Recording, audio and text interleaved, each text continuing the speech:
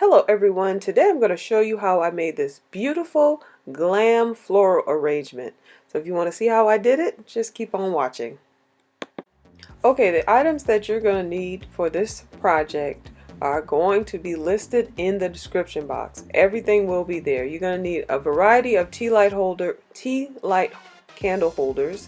You're going to need some napkin rings and some regular candle holders. So I will list everything in the description box. Okay, so the first thing that I'm going to do is I'm going to attach these two tea light candle holders together using some E6000 glue. Now once I get these set in place, then I'm going to attach the napkin ring holder right on top, and I'm going to try to center it. I'm just going to eyeball it and center it as best as I can.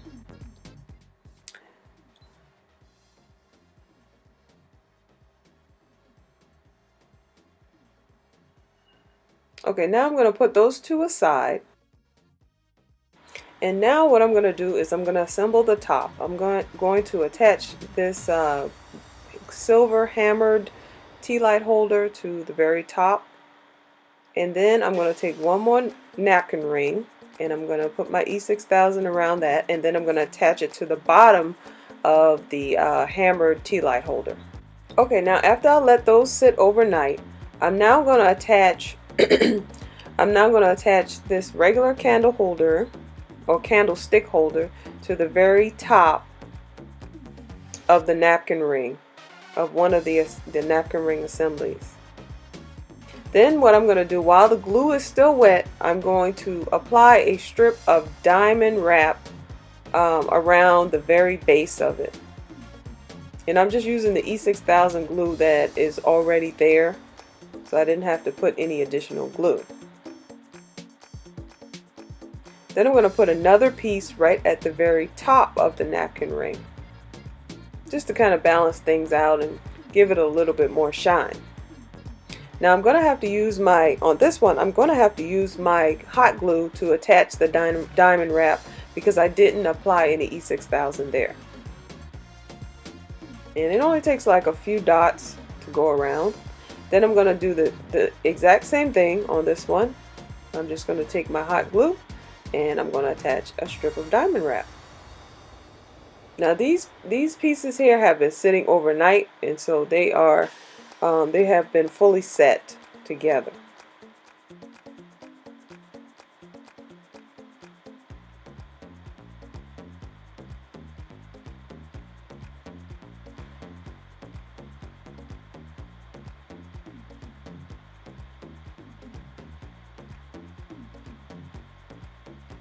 Okay, so now what I'm going to do,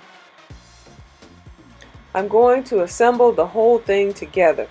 So I'm going to apply my E6000 glue, and then I'm going to put the tea light candle holders with the napkin ring on top of that, and then I'm going to put the other piece on top of that. So now I have a full, an actual complete piece here. So now I have to flip it the other way. So I decided that I want to put a base on it. So I'm going to take one of these mirrors and I'm just going to take some E6000 glue, apply it to the bottom of the mirror, and attach the mirror to the glass candle holder. And I'm just going to center this up as best as I can. The good thing about using E6000 is it doesn't set immediately, so you still have the ability to kind of move it around.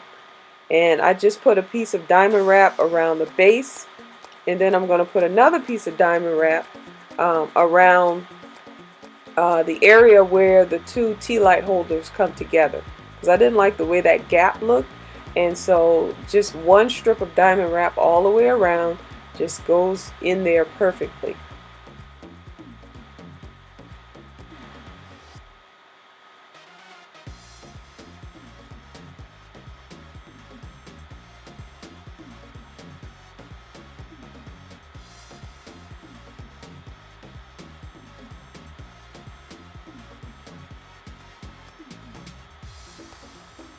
And I'm just using my tacky glue to attach it here.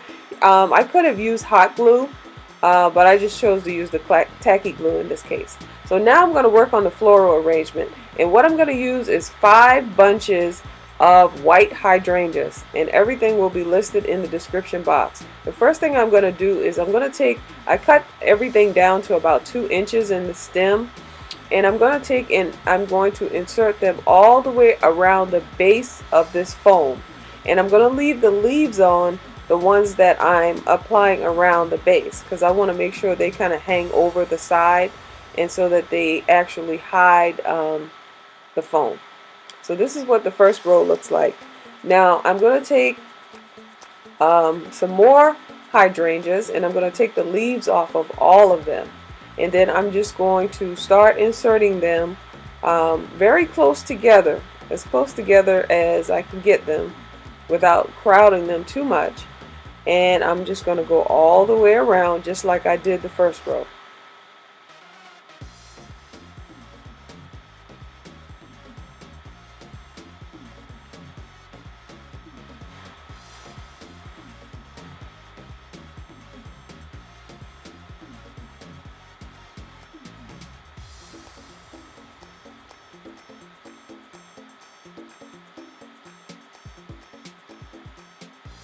I'm just taking all the leaves off because I like the look of how it looks without the leaves on the top.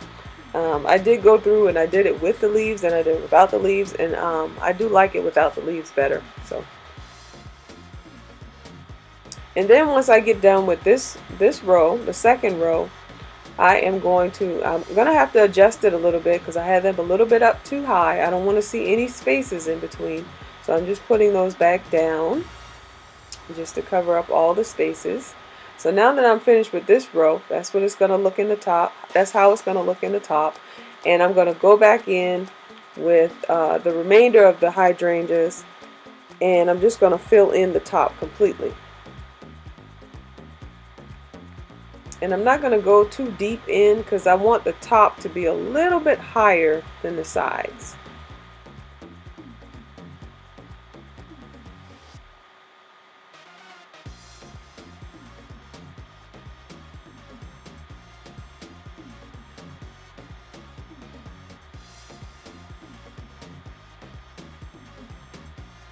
And it did take 5 bunches of white hydrangeas. So it was only $5 for the flowers.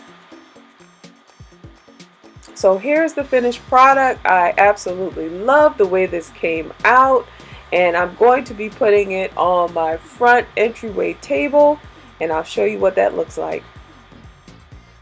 So here it is on my table. I just love the way this looks.